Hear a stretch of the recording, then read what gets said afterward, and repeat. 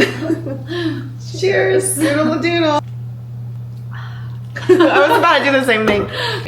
Welcome to Scoodle-a-Doodle with Sam and Kayla. So, as soon as we turned the cameras off last week, feeling really good about that episode, this annoying thing happens. Her ex-boyfriend DM'd me, which was wild to me because I never really cared for him as a person for Kayla. It wasn't a good fit. And he reached out to me to talk shit about her. He literally created this whole new story in his head, which honestly, he does write. He's a writer and writes stories. He has an imagination, some would say. I guess he's good at what he does, maybe. Slay. The reason things ended is because he was not a man. But I think just the fact that just having to ask somebody to just show up whatsoever, even during easier moments, I'm a little anxious. You want that support system, and having someone that will not actually give you that whatsoever is such a slap in the face. And this guy was I told her I loved her and I wanted to be with her and I bought a plane ticket. Babe, to where? You never showed up. I was sitting here thinking your ass was gonna be here while she was making plans for you. What are we gonna do when he gets here? We had a plan and he just never pulled the trigger. So he was in LA. I was in LA when I met him. We were off and on for about 3 years because he just whenever he was having a hard time, the world had to shut down, and he would have mental breakdowns, and I was not allowed to have any kind of contact with him until he was okay again. And then when I would get anxious, your literal boyfriend should just be there for you. That was actually the last time. That was the last thing when I was I'm fully done. I had plans to go to the Jaguar game here, and I was feeling really anxious about going, and I texted him and said, I don't know if I should go. I'm not feeling good about it. I'm anxious, and leaves me on red all night long. But that was the last straw. It's you're not going to be here for me. You can't show up for that. Literally just showing up. It's a phone call. It's just a simple phone call. We don't even live in the same state right now. You don't even have to drive to me. You just have to pick up the phone. See me. Please just answer the phone. I'm begging you. I just have to tell the story of when I came out to see him, and you were there and witnessed it all. So I flew back. Halloween is my favorite holiday, and it's his favorite holiday, and he asked me to come back the first Halloween. It's mine too, if anyone was wondering. Yes, we love Halloween over here. He asked me to come back to spend the first Halloween with him that we were apart, and I said sure, and I flew back. We had a matching costume idea together. We were going to be Bride of Chucky and Chucky, and bought a plane ticket, flew out there. We had plans for Halloween. He told me the night before I'm flying that, I forgot to tell you that my best friend from home is going to be in town also. Do you mind if he's there and sleeps on the couch? And I'm it was kind of weird to me, but I was whatever, I don't understand how you mix this up, but okay. It's so romantic. I don't care. Anyway, we wake up Halloween morning, and he's hey, do you think that you could possibly go to Sam's today? And I'm what? Why? Well, because I want to have a guy's day with my best friend, and we are going to go to these Halloween parties later. Wait, that's wild, by the way. What? I don't know if anyone else can see how crazy that is, but that's really insane to me right off the bat. This person that just flew to see her fucking boyfriend that she loves, who loves her, but he wants boys' day. Saturdays for the boys. Makes sense. Keep going, sorry. So anyway, I'm this is insane. I don't understand why I'm here then. You asked me to come here just for this day, and now you're telling me to go to Sam's house. So I had brunch plans, went to brunch with my friend, and then when you heard about what was going on, you're fuck this guy, we're going out, we're gonna have fun. We're gonna celebrate our holiday. Yeah, so I ended up just going to her house and spending Halloween with her. And we had the best time. Thank you so much. We did. We always for not inviting your girlfriend to your plans, because I had a lot more fun with her. I did. The craziest thing is that I left his house for brunch and then went to your house, and then I needed my suitcase because we were going to go out and I needed my costume. Yeah. So he came by to drop that off on his way to the Halloween parties that he went to. That I was thought about that. Yeah, and showed up in another costume, a completely different costume, and I was like, "So you never even got the Chucky costume?" And his response was, "Well, my friend said that it didn't look good because I couldn't find the wig and I shouldn't do it." Oh! If you're in love with your friend, just say so. This would have honestly been so much easier for all of us. It just shows how much I was clearly in love with him and was going to do whatever, because that was embarrassing looking back. But anyway, he did that to me, and then I come back to Florida, and the craziest thing is that because of this situation, the day that I left, he's like, "I'm going to come fly to see you and make it up to you. And we'll have the best time. I'll make sure we don't go long without seeing each other." Then he's like, "Oh, I'm going to plan it for January. I'm going to plan it for February. I'm going to plan it for March." It keeps getting pushed back, pushed back, pushed back. He finally buys a ticket. We plan out the whole weekend. And the morning of the flight, he says, "So I have a problem. I don't think I'm going to be able to make it on the flight because my producer of my movie needs to meet me in person today, and he's leaving to go out of town, out of the country, the next day. It's the only time he can meet with me, and he says if we don't meet, the movie's over." So again, me being a dumbass supportive girlfriend and just believing what this man says, I'm like, "Oh my gosh, no, career comes first, do it, I don't care, blah, blah, blah." And he's like, "I'll just try to get the money back and rebook it." No, he never got the money back. Jaw stays in place. We're not surprised. No. Same things keep happening. I end it for good.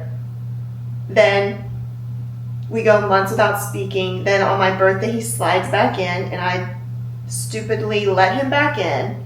And then same things are happening again. And I'm like, I literally can't do this. He was like, "No, I'm going to come fly to see you. I'm going to buy a ticket again. False promises. That's huge. So he never got the ticket. A month goes by. He never got the ticket. At this point, I'm like, I've literally given this man way too many chances. And then the night that I had anxiety before the Jaguar game and he ghosted me, I'm like, I can't do this anymore. I'm done. So I ghosted him after that. I'm done. I don't owe you anything. We're not actually dating anymore. The day of the Jaguar game, I meet someone at the game through a friend, and this guy was amazing and did follow through with plans. Did everything that my ex was not doing. The ex tries to keep sliding in through Instagram, so I block him on Instagram. He was just going down the list of every platform, and I'm just blocking him as soon as he's messaging me. That's so sad. He never reached Venmo. They usually do. And they usually do email. Please don't block. Please unblock me. Here's $1. One of my exes in the past Venmo'd me $4.22 one time because I wouldn't answer him. I'm like, come on, I'm worth more than that. So anyway, then this current ex is not getting through anywhere. So what does he do? He reaches out to the person that's never liked him since the beginning. It was a lot. Honestly, I did pull up the receipts. I don't think I'm going to read these out loud, though, because I don't want to embarrass him, because he's clearly a liar and a little delusional. But he did have the nerve to say that he told Sam that he booked. This is what gets me the worst. I will read that part. This is what kills me, is that he's saying that I cheated on him for a year with the person I met after me and him broke up, which I didn't know this man a year ago, and he tells you that I admitted to it, which is such a lie. He literally said she was talking to me in December for me to fly and I booked tickets. I know that's not true. I've actually seen receipts. I basically told him that booking a ticket means nothing if you don't follow through. I can book a ticket to Africa tomorrow, but it doesn't mean I've gone. You know, and he said that, and his complaint really just seems to be around the fact that he literally paid for the ticket and I'm not getting my money back. That's all he cares about. But the thing is, what he does is he takes small truths. So like, he never bought a ticket to see me in December. He bought a ticket to see me in like last year, whenever it was, and then his producer did that meeting and he had to cancel and didn't get his money back. He never bought the ticket recently, and the reason it was not, he couldn't get his money back, was not because of me. It was because of he him. didn't get flight insurance. Hello. Exactly. I know. Yeah. It's not that. It's like $20 sometimes. Just get it, babe. And I love that you brought up the fact that I actually did buy a plane ticket last year and flew to him. You followed through. And he ignored me while She I was basically there. bought the ticket to hang out with me. Yeah. Which I'm not complaining about. I'm was- very happy. I was excited to know that you were coming to town. But for him to say that I was cheating on him with the guy that I met after him, after we broke up. Men will Which tell is themselves crazy. anything to feel better. And I'm like- that's what it is at the end of the day. So we need to give this man a name. This boy a name. Chucky? Oh my gosh, just Chucky. Chucky. The fucking annoying little thing running around that you can't get rid of. You just want to kick. Then he's constantly trying to ruin your life, and you just can't get him out. Like, it reminds me of like when I was a kid and I'd be like really afraid of the Chucky movies, and I'd be like, Dad, wouldn't you be so afraid if you saw him? And he's like, no, I just kick him. That tracks. That makes sense. Speaking of scary movies, we have to talk about this apartment that you lived in that was so crazy haunted. This place scared me to death. It was terrifying.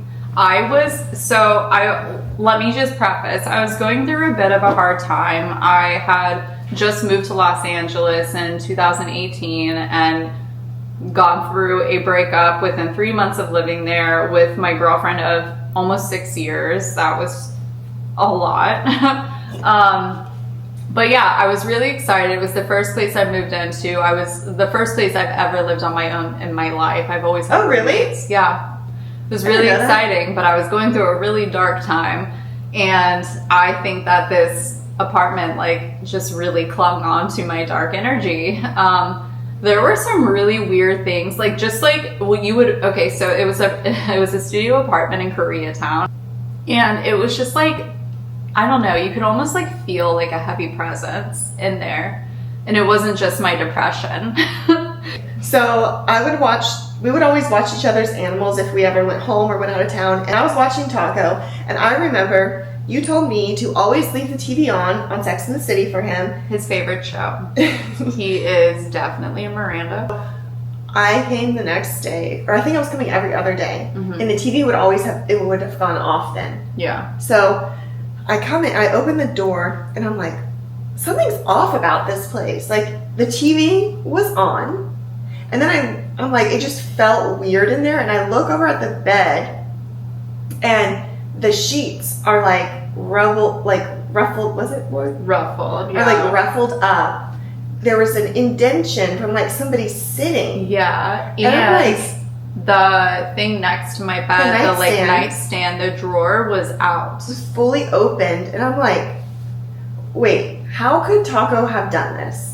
He can't. He doesn't have opposing thumbs. Yeah, He can't open exactly. the drawer. So I was like, this is really weird. Also, how did he turn the TV on and put on Sex and the City again?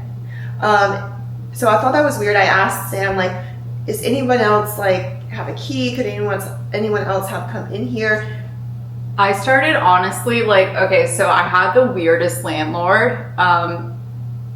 I want to name him so bad because he's just like a really fucking weird person. I'll just say his name's A. But he was so strange. Like, he would like show up at my like house and like knock on the door and be like, oh, did you pay rent? And I'd be like, yeah. And he'd be like, okay. And like one time, I was struggling a little bit, my first place alone. I was like 2 days late, and he like knocked on my door when I had gotten home from work at like 1 a.m. I was serving at the time at a restaurant. He knocked on my door at like 1 a.m. and asked me for $100 for the late fee, and I gave it to him. But I was like, why is this man at my door at 1 a.m.? That makes me feel so unsafe. No, that was probably drug money you gave him. Well, you're welcome. So in my that head, should have when been done through like the it corporate was service. it was everything. not a normal place. His like dad was like the contractor and like worked on the roofs at like 7 a.m. So what I'm trying to say is I had a feeling like in my head, my first thought, even though it was like a really weird energy in there, I was like, is this dude like coming into my apartment and sleeping in my bed at this point? Like, But I don't think it was him. then I had the things worst got really weird. fucking nightmare of my entire life. I have always like kind of believed in ghosts and stuff, and I've had a lot of experiences as a child. And my mom, she like loves sidekicks. That's what I thought you said was sidekicks. My mom loves sidekicks and sidekicks. And they're always like, oh, your daughter's like sensitive. And I'm like, no, ew, get away from me because I'm afraid. You definitely are. So I definitely have always had like experiences, but this one particular night, I think it was like a month before I moved out, I was laying in bed and I couldn't like fall asleep. And I guess I finally did. And I remember that I had this like crazy, like super real feeling nightmare of this, like I had a studio apartment and like the kitchen was to the left and you could see around from the kitchen, the corner. I had this like visual in my dream that this like demon was like, it was the silhouette of some like demon looking whatever, and it was standing by my like refrigerator and it was looking around the corner of the wall from the refrigerator and it was like holding onto the wall and it was like looking at me, and it was so scary. And I vividly remember like waking myself up screaming from this awful dream, and I was screaming there's a demon at the bottom of my bed, and I woke myself up screaming that. And it freaked me out so bad, and I moved to my couch, and I was just awake the rest of the morning. And the next morning, I went into the kitchen, and I saw fingerprints on my freezer that looked like someone had like put their hands on the freezer and like drug their like fingers across. And I've had some drunken nights, but I'm also very clean, and I know I wasn't drunk that night, so like that wouldn't have been me just like fingering the freezer. So my mom and I used to go to these conventions every year where we would do like energy work and like learn how to develop our psychic abilities and stuff. Okay. And so we were living in this haunted house when we were going to these. Michelle Belanger, she's a very well-known psychic medium. She saw it in us and helped us. But anyway, for Gather, it's called House of Kembaru. I love it. Anyway, she helped us, and her friend Jackie sat down with us because we were having so many issues with our house. So there's this one girl, little young girl, that would follow me around in the house.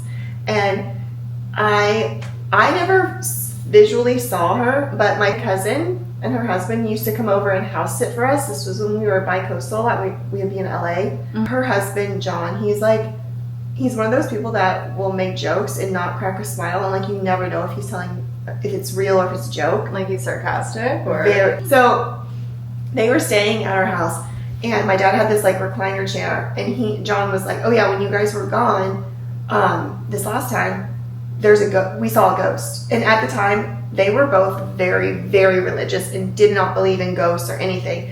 And John was like, so we're like, okay, he's like fucking with us, obviously. He's like, no, there was a young girl. She was sitting in the recliner chair. I came from behind and I saw this young girl with long dark hair sitting in the chair. And he thought it was my cousin because she has long dark hair. Oh my God. And then he's like, terrifying. He realized it was a young girl, and then he realized it was a ghost. And we were like, oh yeah, whatever.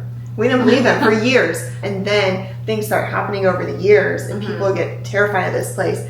So then my cousin, they were back over staying the night with us for my high school graduation. They were in town because they lived downtown. Mm-hmm. And everyone was there. So everybody went to bed. We wake up the next day. My friend Lauren rolls over and she's like, oh, where'd your cousin go? I was like, what? What are you talking about? And she's like, my cousin has long dark hair. She's like, didn't your cousin sleep with us? I was like, no, why would she sleep with us? She's sleeping with her husband in the other room. And she's like, well, no, I woke up in the middle of the night and I thought your cousin came in here because she had her arm over you and she had the eye mask on. And I was like, she doesn't sleep with an eye mask, and why would she be cuddling me? And then immediately I'm like, oh my God, John talked about this young girl, ghost with long dark hair. And I was like, we ran upstairs and we were like, John, and we explained, he's like, that's the ghost, I'm telling you. That and we were is like, wild. we're like, oh my God, this is real. I would say my most like famous ghost story that I tell is when I was really young. I don't know how old I was, probably like 8 or 9 or so. My dad, he's in real estate. He got a really good deal on this house in Manassas, Virginia. I grew up in Northern Virginia. And he got a really good deal on this house in Manassas. It was the 34th oldest home in Virginia. Whoa. And it was basically during one of the wars. I'm not a history buff. But one of the wars, they used the basement as jail cells and the attic as a hospital. All the doors opened with a skeleton key, as you would see in a horror movie. And all of the rooms had like their own like brick fireplace. And my dad was like, you know what? This is the perfect place to raise my child. So we went. And one day, I don't have a lot of memories from there because I was pretty young, but... So maybe you just blacked out. Or maybe I blocked them out because I'm terrified. Yeah. But one day, my dad and his friends and I were all sitting on our deck and we were having breakfast. And I was like, my dad tells me this story, I don't remember it, but apparently I was like, oh Dad, can I like go over there and play with those kids? And I was pointing at a cemetery. We also had a cemetery in our backyard. Cool. And there were no kids, and my dad said yes. So I drove my Barbie Jeep out to the cemetery and I played. One would say I am close with the spirits. This is the haunted episode. I guess so. That's what it's turned into, and I love it. Yeah. Also, can we just say that is probably the moment that you opened up connection with the other side. As a child, you were probably like, hey guys, let's be friends. We can be friends forever. And they're like, that okay. version of me. She will never come to the surface again. But I think leading into that would be the perfect time to bring up the Roosevelt Hotel. Oh my God, I forgot. So for this wasn't my birthday. Your mom was in town. My mom was coming to visit when I was still in LA. She was coming to visit for the week. And Kayla and I and her all really love like haunted, like historical stuff. And so my mom thought it would be a good idea, like, let's book a room at the Roosevelt Hotel. And of course we're like, absolutely. That's iconic. So we go, they gave us the ghost tour. It was really cool. But we get into the room and we put our stuff down, and my mom's, we're like talking about like what we're going to do the rest of the night. And my mom's like, I'm really hungry. Like, maybe we can order room service and like go do something after. Like, I'm like craving a burger. And so we're like, okay. So we're like looking at the room service menu. We're making our decisions on what we want to eat as well. When there's a knock at the door, I open the door and it's room service. And they have those like silver, like metal, like fancy little He was like, room service, and we were like, what? We didn't order anything. And he's like, are you sure? We're like, no, we were just thinking about it, but we haven't ordered yet. And he goes, you didn't order a burger? Yeah. It shows us, and we're like, and I was like, do you have cameras in our room? And he was like, what? He didn't find it funny. But then we asked him, we were like, are you sure it's for our room? Yeah. And he's like, room blah, blah, blah. And he's like, yeah, I took this order. I spoke to the man. A man ordered it. Who placed the order. And we were like, there is no man in here. Yeah. There are 3 females. We were like, thank you so much. We'll actually pass on the burger. It freaked me out at least. And we went on with our night. But yeah, it was weird. But also like nice spirit though, like thinking of us. Yeah. I kind of love that. A man that actually takes Oh Action. my God! He's That's proactive. That's the answer. We're not going to find this world. We have to go to the afterlife to get it. Well, bye. That's so the nice only knowing time. you. I don't know. You might have some luck because I feel like there's good, decent females left. I don't know that there's many decent males left. Females? No, there's not. No, there is. I feel like there's way more good females than there are good males on the earth, right? No, yeah, absolutely. I will never disagree with that statement ever in my life. I'm just saying that it's not easier to date women than it is No. to date men. That's not what I'm saying. That's not what I was trying to say. Females are better. I'm just thinking of I'm just thinking of dating again. I was just like, in general, females are better, so maybe you have a higher chance of meeting a good one. Well, we're gonna have many fun stories to share. We're really prowling around Florida like true Floridians these days. So stay tuned for next time when we We'll see you later. Scoodle-a-doodle, bitches.